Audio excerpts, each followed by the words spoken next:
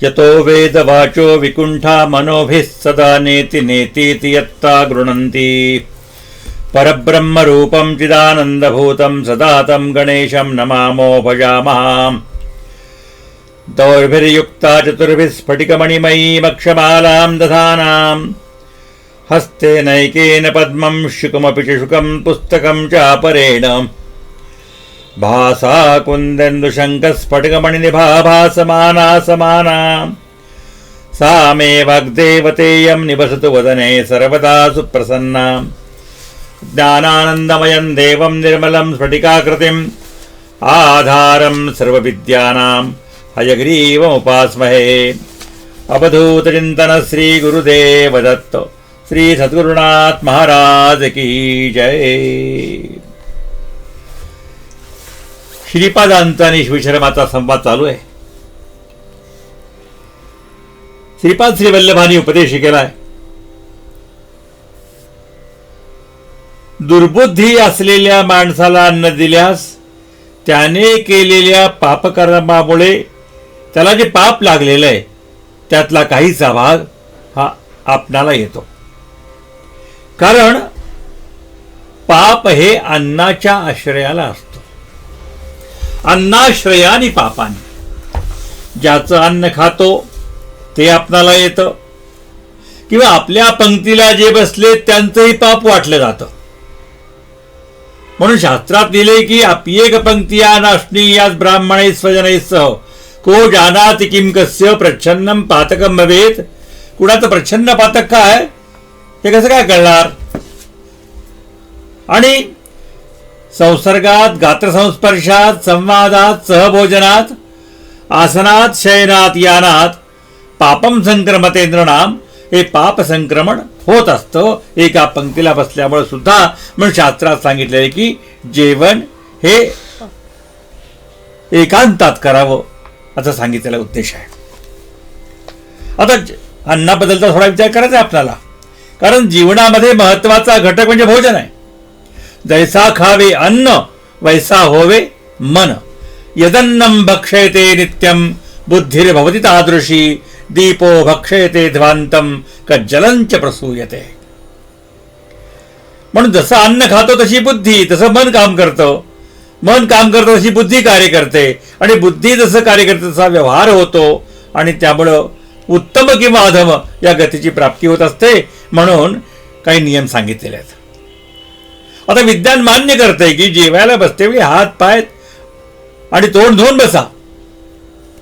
हे आज सगळ्या जगाला कळून चुकलेलं आहे की अन्न सेवन करताना हात पाय स्वच्छ धुवावेत। हे हजारो वर्षापूर्वी सांगून ठेवलेलं आहे।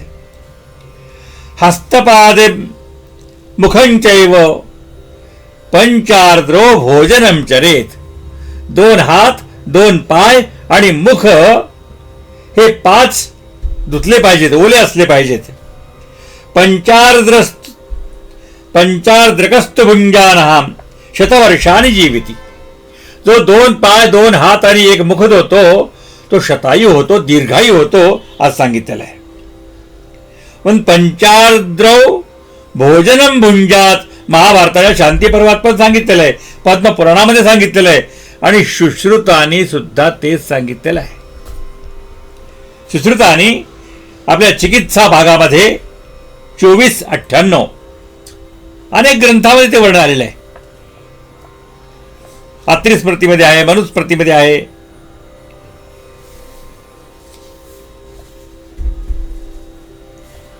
शयनं च आर्द्रपादेन शुष्कपादेन भोजनं नांधकारे च शयनं भोजनं नैव कारयेत। झोपते वेळी पाय ओले नसावेत।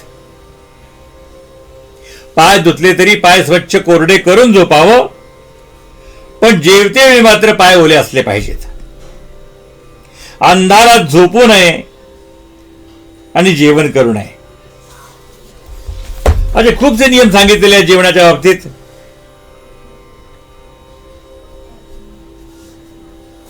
संध्याकाळच्या वेळेला जेवू नये। सूर्यास्ताची जी वेळ असते ती जेवणाची नाही आहे। चत्वारीमानि कर्माणि संध्याकाले विवर्जयेत. आहारम मैथुनम निद्रा स्वाध्यायंच चतुर्थकम. अभ्यास करायचा नाही, समागम करायचा नाही, झोपायचं नाही आणि अभ्यास करायचा नाही. याची वैज्ञानिक कारण आहेत. याच्या पाठीमागे विज्ञान आहे.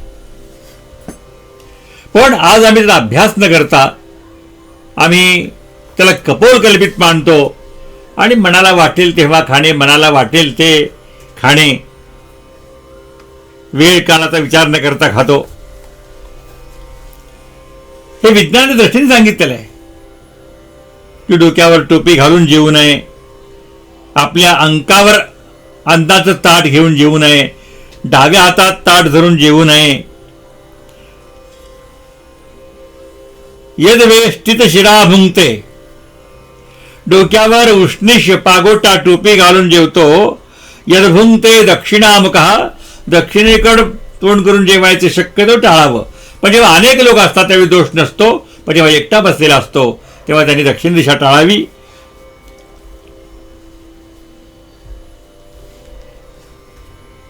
नोत्संगे भक्षयेत भक्षम. उत्संग म्हणजे आपल्या अंगावर, मांडीवर ताट घ्यायचं आणि जेवायचं असं कधीही करू नयेत. नोत्संगे भक्षयेत. अजित स्मृती, पद्मपुराण, कुर्मपुराण अनेक ग्रंथात हे सगळं सांगितलेलं आहे. दोन दोन ताटामध्ये जेवू नये. न भिन्न भांडे भुंजीत. एकच ताट, त्याच्यामध्येच काय वाटी, दुसरं ताट घेऊन बाजूला असं बसू नये, हेही त्यात सांगितलेलं आहे.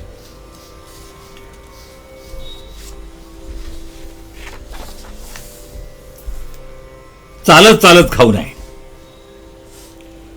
खादन्न गच्छेत. आजकाल बऱ्याच लोकांना ताट घ्यायचं हातात आणि गप्पा गोष्टी करता करता फिरत फिरत जेवायचं. पण खादन्न गच्छेत, खात असताना चालू नये.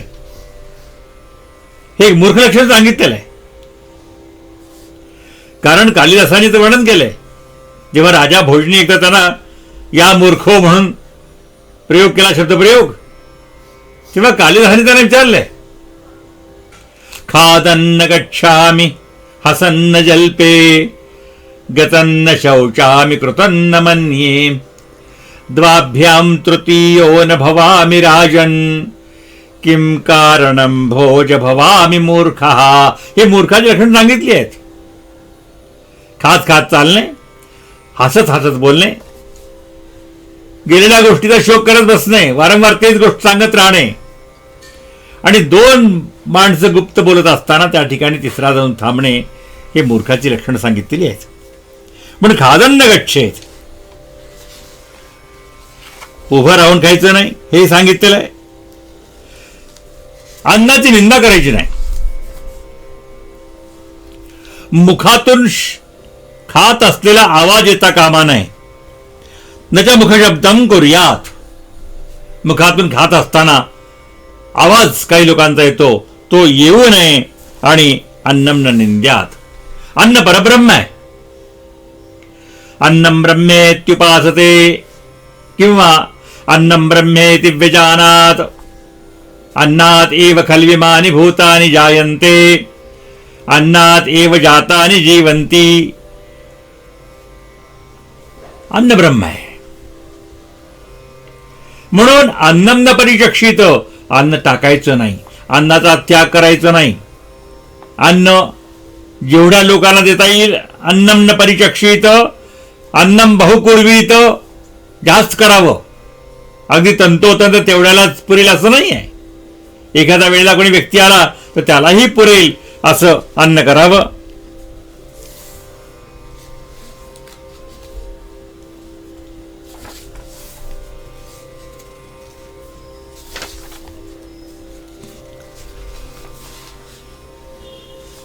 जेवण झाल्यानंतर दही पिऊ नये. सुंदर शास्त्रात वर्णन केलेलं आहे. जेवणानंतर ताक प्यावं. भोजनांतेच किं पेयम तक्रम असं सांगितलेलं आहे. तर ताक हे अमृततुल्य आहे, पण दही मात्र जेवणानंतर पिऊ नये, रात्री दही पिऊ नये, अशा अनेकशा गोष्टी सांगितलेल्या आहेत. त्यानंतर कुठल्या महिन्यात काय खावं, कुठल्या तिथीला काय खावं, कुठल्या तिथीला काय खाऊ नये, हे सगळं सांगितलेलं आहे. त्या जेवणाचे काही नियम सांगितलेले आहेत. रागात असताना जेवू नये,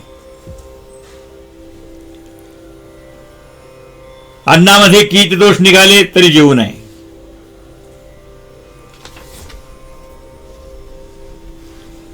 कुत्रा मांजर यांनी त्याला तोंड लावला असेल किंवा वास घेतला असेल ते जेवू नये.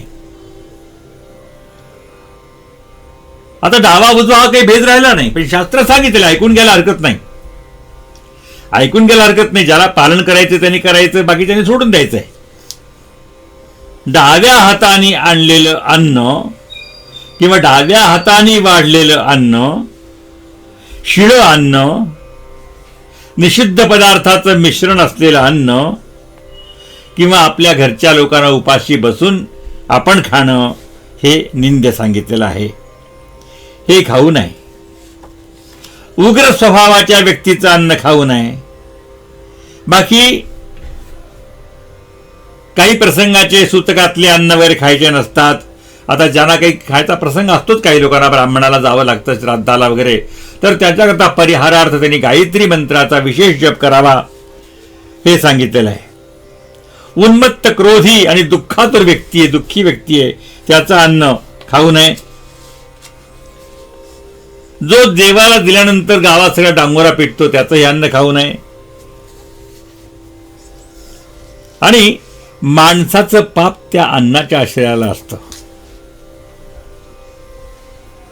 दुष्कृतम हि मनुष्यस्य सर्वम अन्ने व्यवस्थितम. माणसाने केलेलं दुष्कृत जे पाप आहे ते अन्नामध्ये राहतं. आणि यो यस्यान्नम समश्नाती, जो ज्याचं अन्न खातो तो त्याचं पापच भक्षण करतो असं शास्त्रामध्ये लिहिलेलं आहे. म्हणून अन्नाबद्दल फार विचार करावा, कारण अन्नामुळेच मन बनतं, मनामुळे बुद्धी, बुद्धीमुळे विचार, विचारामुळे व्यवहार घडतो, याचा विचार करावा. आणि श्रीपादांनी या गोष्टीची कल्पना त्यांना सांगितलेली आहे. पूर्वजन्माच्या कर्मामुळं तुझा मुलगा मंदबुद्धी झाला आहे, कारण मागच्या जन्मामध्ये तुम्ही उपासना केली आणि त्यावेळी विचारलं होतं तुम्हाला की तुम्हाला दीर्घायू मुलगा पाहिजे, पण तो मंदबुद्धी असेल आणि अल्पायू पाहिजे असेल तर सर्वज्ञ असेल तर तेव्हा मी आम्हाला पूर्णायुष्य द्या असं मागितलं होतं. तर पूर्णायुष्य मुलगा झाला पण तो मंदबुद्धी झाला, हे याचं कारण आहे.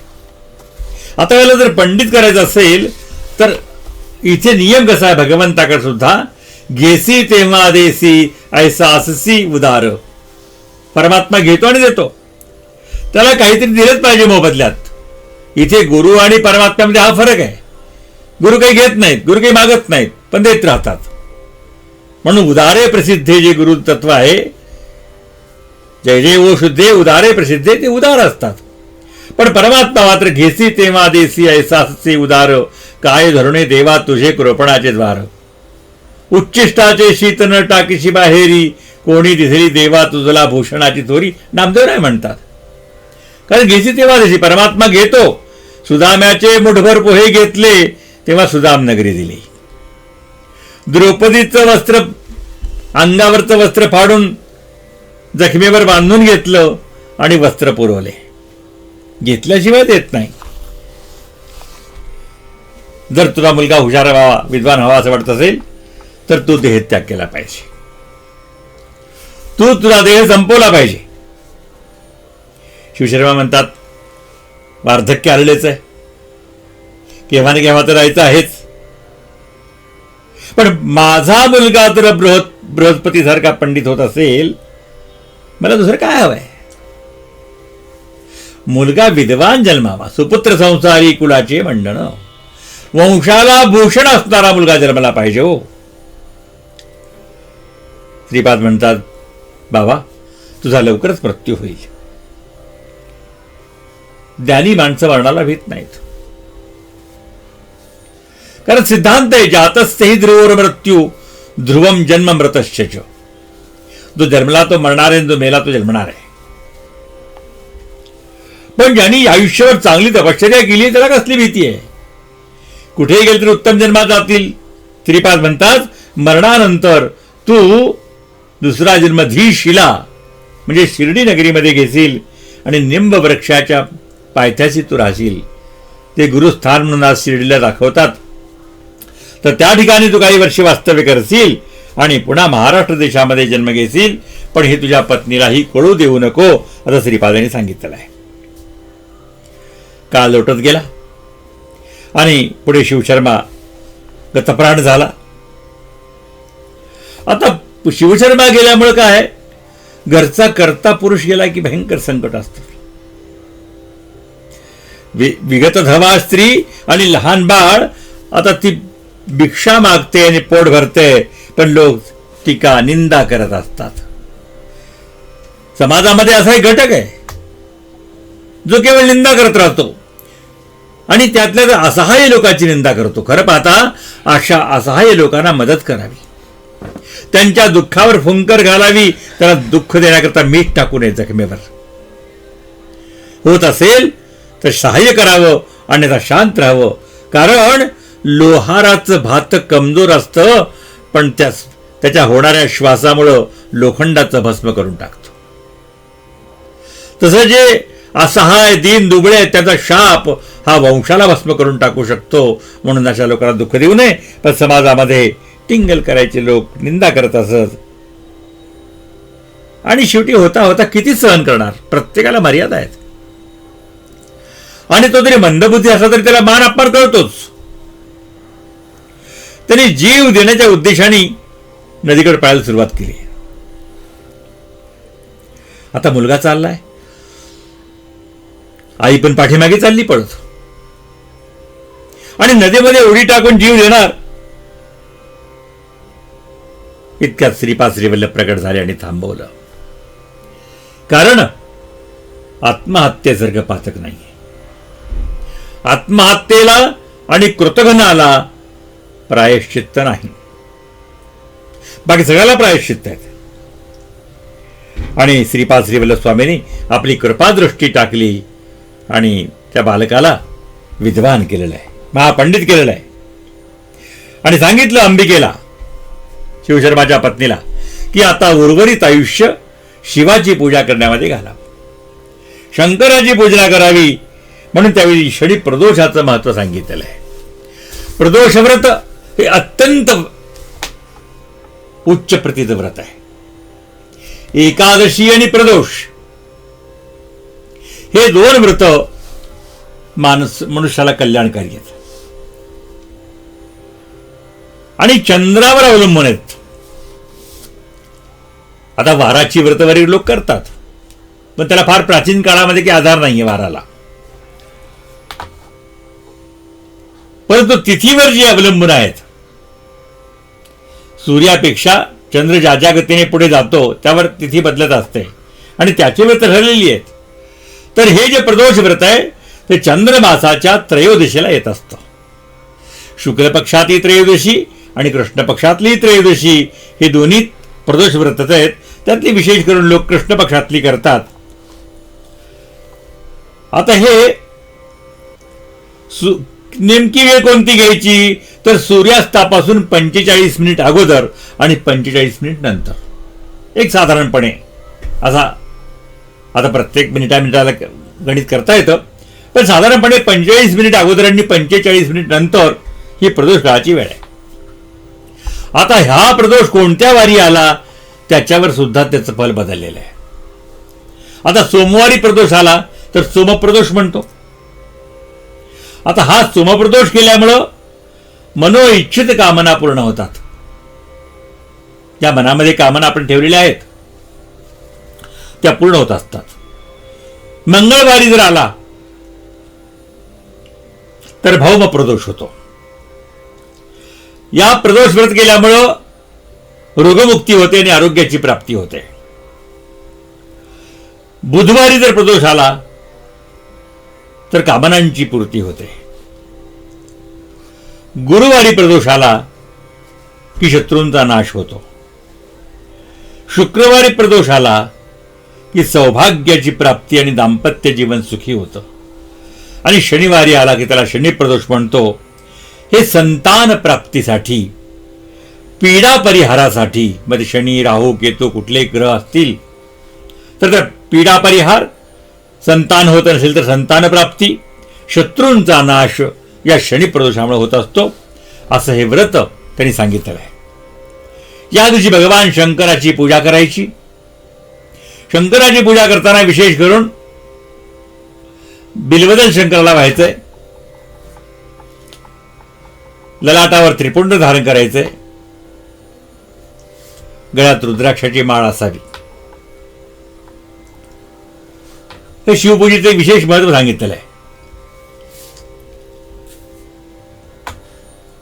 पूजा करायची, बिल्वपत्रांनी वगैरे अर्चना करायची, नैवेद्य दाखवायचा आणि प्रार्थना करायची. प्रार्थना पूर्ण दिली आहे ग्रंथामध्ये. आणि त्यामुळे काय काय होतं त्या प्रार्थनेमध्ये सांगितलेलं आहे. प्रसीद मे महादेव संसारार्थस्य स्विद्यतः सर्व पाप क्षयं कृत्वा रक्षमां परमेश्वर. सगळं पाप नाहीच होतं. महादारिद्र्य मग्नस्य, जे अत्यंत दरिद्री लोक आहेत. महापाप हतस्य च, महापापी आहेत. महाशोक निविष्टस्य, महादुःखामध्ये पडलेले आहेत. महारोगातुरस्य च, किंवा भयंकर रोग लागलेले आहेत. ऋणभार परितस्य, ज्यांच्यावर कर्जाचा भार आहे. दह्यमानस्य कर्मभिः, आपल्या पूर्वकर्मानं भयंकर त्रास भोगतायत. ग्रहे प्रपीड्यमानस्य, आणि ज्यांच्या पाठीमागे ग्रहांचा त्रास आहे त्यांना रक्षण कर. प्रसीद मम शंकर. आणि हे केल्यामुळं दीर्घमायुष्यारोग्यम कोशवृद्धी बलोन्नती, हे प्रदोष व्रत केल्यामुळं दीर्घ आयुष्याची वृद्धी होते, आरोग्याची प्राप्ती होते, कोशवृद्धी होते आणि बलाची उन्नती होते. असं खूप महत्व प्रदोषाचं. विरळे कलियुगामध्ये प्रदोष व्रत हे अत्यंत कल्याणकारी आहे आणि ते व्रत करायला सांगितलेलं आहे. आणि सांगितलं की हे व्रत कर आणि माझ्यासारखा मुलगा होईल.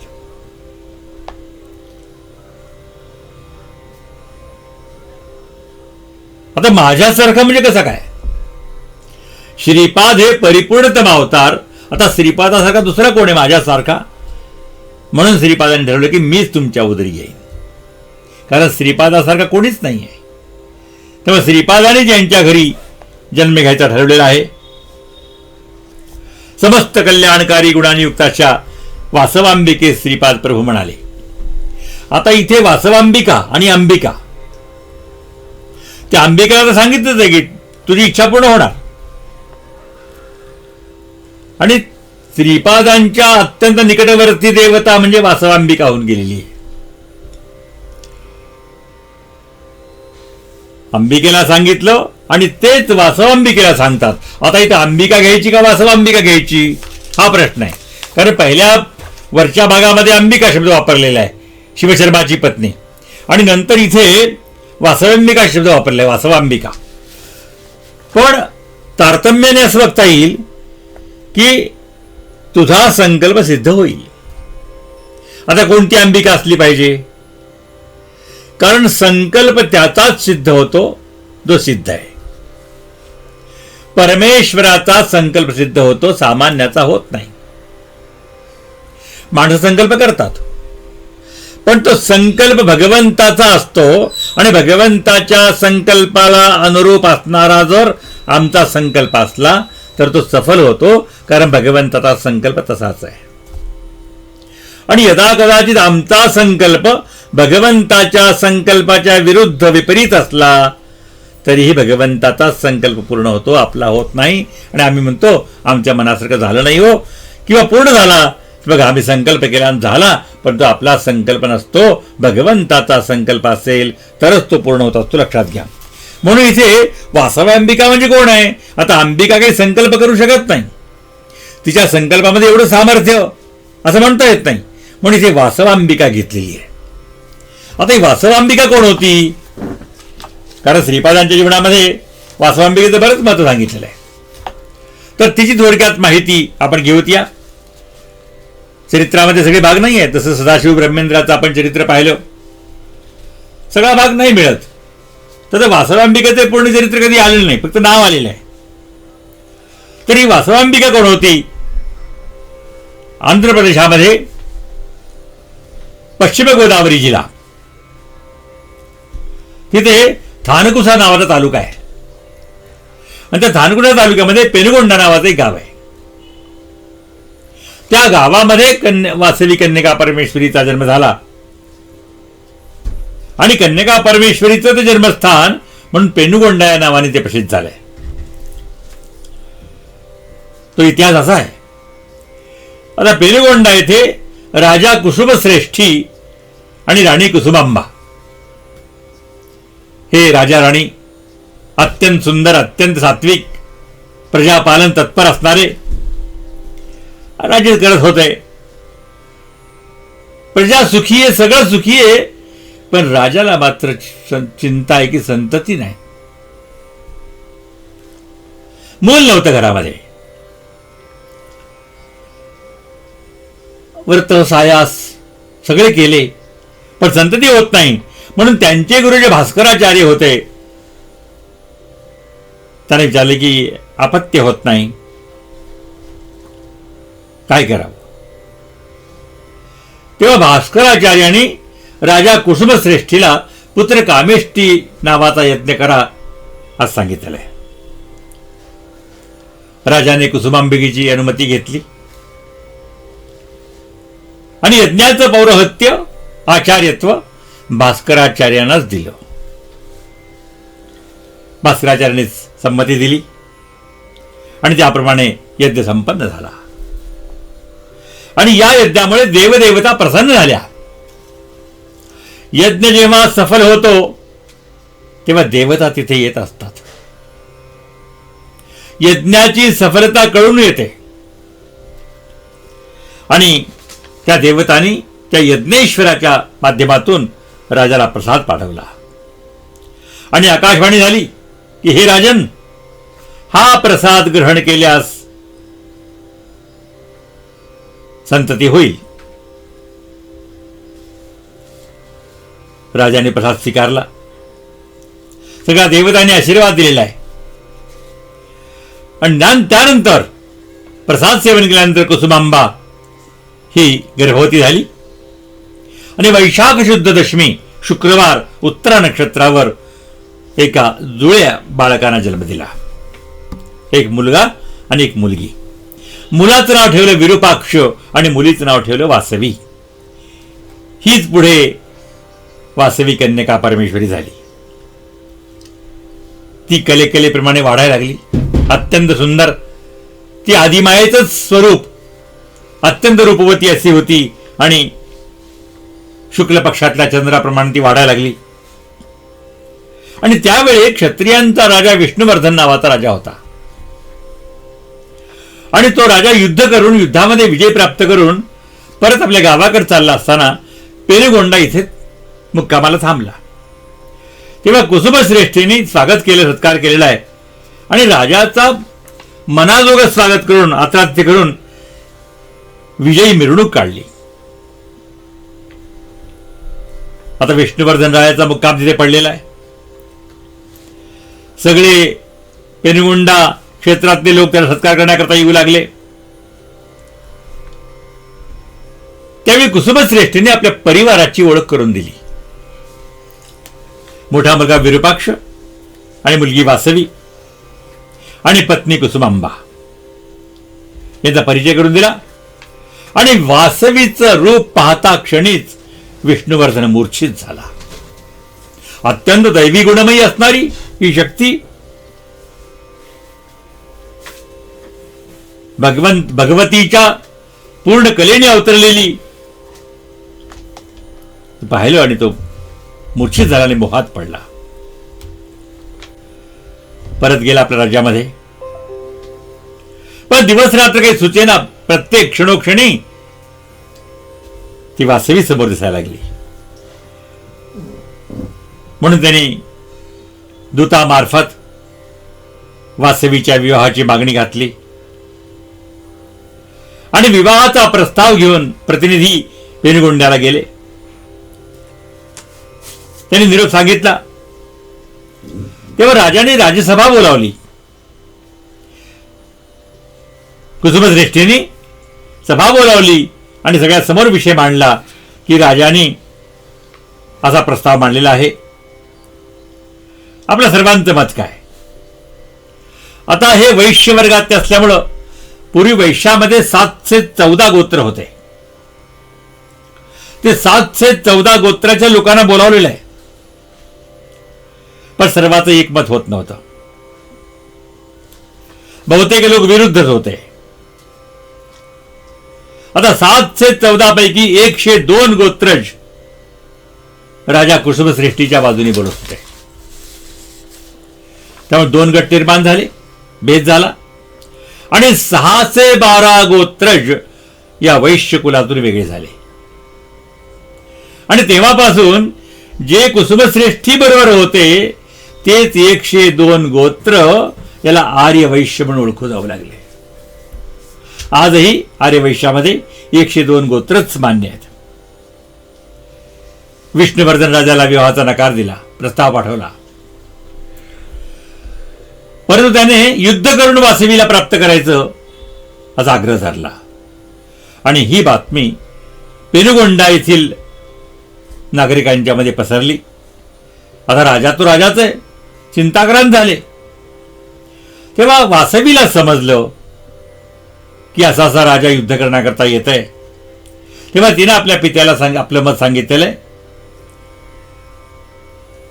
ती म्हणते की पिताश्री, युद्ध करणं, राजा आपल्यावर आक्रमण करेल, आपणही त्यांच्याबरोबर युद्ध करू शकाल, पण माझ्यामुळं रक्तपात होणं हे मला मान्य नाही, मला स्वीकार नाही.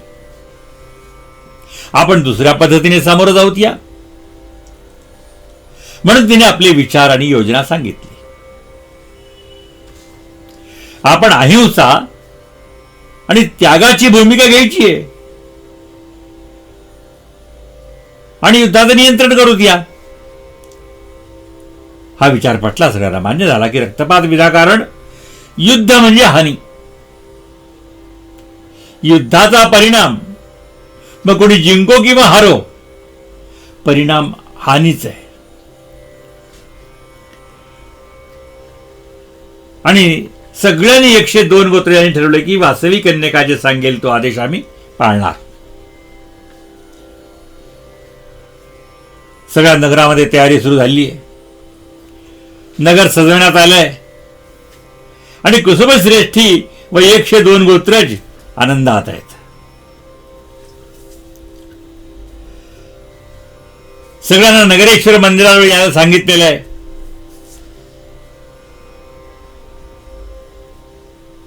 आणि सगळे एकत्र आले नगरेश्वर मंदिराजवळ आणि तिथून गोदावरीकडे त्यांनी कूच केलेलं आहे, गोदावरीकडे प्रयाण केलंय. तिथे वासवीच्या आज्ञेने 103 अग्निकुंडाची तयारी करण्यात आली होती. आणि वासवी स्वतः मधल्या अग्निकुंडाजवळ जाऊन थांबली. आणि 102 जे गोत्रज होते त्या प्रत्येक दाम्पत्याला एक अग्निकुंडाजवळ थांबायला सांगितलं. आणि तिने सांगितलं की मी आता या अग्निकुंडामध्ये उडी मारणार आहे. आपण उडी मारायला तयार आहात का, असा प्रश्न केला. सगळे विचारात पडले, काय करावं. उडी टाकली तर मरणारच, पण न टाकावी तर वास्तविक कन्यका ही काही सामान्य नाहीये. ही तर परदेवता आहे, तिच्यामध्ये गूढ शक्ती आहे. विश्वास ठेवला. आता काहीच्या मनात शंका होती. त्यांच्या मनातली शंका दूर करण्याकरता वास्तविक कन्यका परमेश्वराने विश्वरूप दाखवलं आणि सांगितलं, मी आदिशक्तीचा अवतार आहे. मीच महिषासुराचा वध केला, शुंभ निशुंभ राक्षसाचाही वध मी केला आहे. त्रेतायुगामध्ये मीच सीतादेवी झाले होते. द्वापार युगात यशोदेच्या पोटी दुर्गा नावाने जन्म घेतला होता, ते मीच आहे. अशा कलियुगामध्ये स्त्रियांना रक्षण करण्याचा निश्चय मी केला आहे, म्हणून वासवी ब्रह्मचारिणी या नावाने वैश्यकुळामध्ये जन्म घेतला असून या कार्याकरता मी आले आहे. सगळ्यांनी पाहिलं आणि स्तब्ध झाले. साष्टांग नमस्कार घातला आणि सांगितलं की माझ्या या योजनेची माहिती मिळताच विष्णुवर्धन राजा नष्ट होईल. आणि त्या दिवशी म्हणजे माघ शुद्ध द्वितीया या दिवशी 102 गोत्रज वैश्य दाम्पत्यांनी ईश्वराचं चिंतन करत अग्निकुंडाला प्रदक्षिणा मारली आणि विष्णुवर्धन राजाविषयी राग आणि असमाधान व्यक्त केलं आणि सर्वांनी अगदी प्रसन्न चित्तानं वासवी सहित अग्निकुंडामध्ये प्रवेश केला. आता ही वार्ता विष्णुवर्धनाला समजली आणि समजता धक्का बसला. त्याच्या हृदयाचे तुकडे तुकडे झाले आणि त्याची यात्रा संपुष्टात आली. त्याने जसे कर्म केले तसे फळ त्याला मिळाले. विष्णुवर्धन रायाचा अंत झाला. ही बातमी त्याचा पुत्र नरेंद्र त्वरित पेनुगोंडा नगरीत आला आणि त्याने विरूपाक्षाच्या पायावर लोळण घेतली. विरूपाक्षाने त्याला जवळ घेतले, आलिंगन दिलेलं आहे आणि नंतर धर्माचं पालन कर असं वचन त्याकडून घेतलेलं आहे. नरेंद्र राजाने तसंच मनःपूर्वक श्रद्धेने विरूपाक्षाला नमस्कार केला. त्यानंतर भास्कराचार्यांनी विरूपाक्षास काशीला जाऊन आपल्या पितरांचं पिंडदान करण्याकरता सांगितलेलं आहे आणि तिथून परत आल्यानंतर तुझं राज्य तुला परत मिळेल. अशा थाटामाटामध्ये त्यांना पेनुगोंडा येथे राज्याभिषेक करण्यात आला आणि कन्यका परमेश्वराची मूर्ती नगरेश्वराच्या मंदिरात उभी करण्यात आली. आजही तिथे ते मंदिर पाहायला मिळतं. पेनुगोंडा गोदावरीच्या काठावर आहे. अशी ही कन्यका परमेश्वरी ही श्रीपादांची अत्यंत भगिनीप्रमाणे प्रेम करणारी अशी असल्यामुळं इथे तिचा संकल्प इथे. कारण काय, या शब्दातून वासवांबिका हा शब्द प्रयोग केला आहे. तर वासवांबिका, अंबिका शब्द शिवशर्माच्या पत्नीचा आहे आणि वासवांबिका ही पराशक्ती आहे. त्या वासवाश देवीचा संकल्प आणि त्यामुळं प्रभू म्हणाले की तुझ्या संकल्पाने मी प्रकट होतो आहे. 14 वर्ष या शरीरामध्ये एकूण 30 वर्ष राहीन. 16 वर्ष पिठापूर, 14 वर्ष कुरपुरात राहीन असं त्यांनी वचन दिलेलं आहे. आणि याच्यानंतर संध्या जन्म घेण्याकरता पुढचा जन्म घेईन, 80 वर्ष राहीन हे वृत्तांत सांगितलेलं आहे. तो भाग आपण पुढच्या सत्रामध्ये पाहूया. अवधूत चिंतन श्री गुरुदेव दत्त. सर्वोपि सुखिनः सन्तु सर्वे सन्तु निरामयाः. सर्वे भद्राणि पश्यन्तु मा कश्चित् दुःखमाप्नुयात्. सर्वे जनाः सुखिनो भवन्तु. सर्वे जनाः सुखिनो भवन्तु. सर्वे जनाः सुखिनो भवन्तु. अवधूत चिंतन श्री गुरुदेव दत्त. एक सूचना आहे, तशी दत्तबावनी रंगावधूत स्वामींनी लिहिली होती तशी श्रीपाद बावनी ही तयार आहे. आणि परवाच गणेश चतुर्थी श्रीपादांच्या जयंती दिवशी श्रीपादांच्या चरणावरती ठेवून त्याचं प्रकाशन झालेलं आहे. ती आपल्या सर्वांना मिळेल. त्याचं उद्घाटन आपण पिठापूरला श्रीपादांच्या चरणसन्निधीमध्ये केलेलं आहे. श्री गुरुदेव दत्त.